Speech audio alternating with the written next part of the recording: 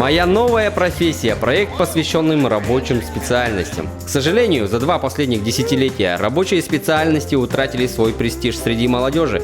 Во многом считается, что из-за низкой оплаты труда.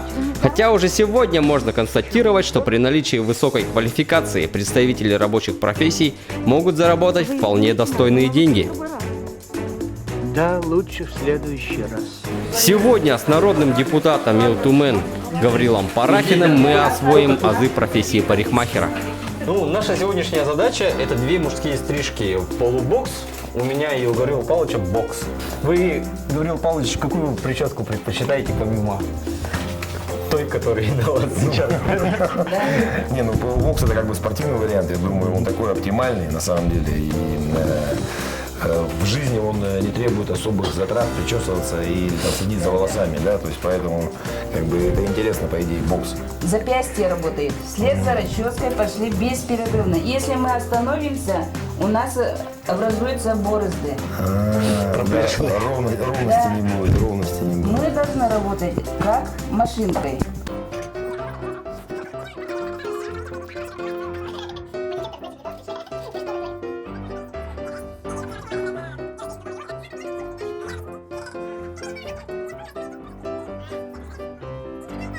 Не, реально, если бы живой человек сидел бы, да? Так страшно было бы.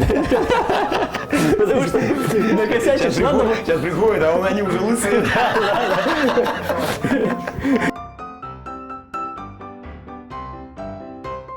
Но я думал, вот, на самом деле, когда начинал работать ножницами, думал, чересчур для меня это будет сложно. Сейчас я уже вот спустя там 20-30 минут я понимаю, что ну, это реально. Понимаю, что это сложно, но это реально. Уже руки как бы слушаются, то есть привыкли к инструментам. Может, у меня от моего папы досталось это умение руками работать, да.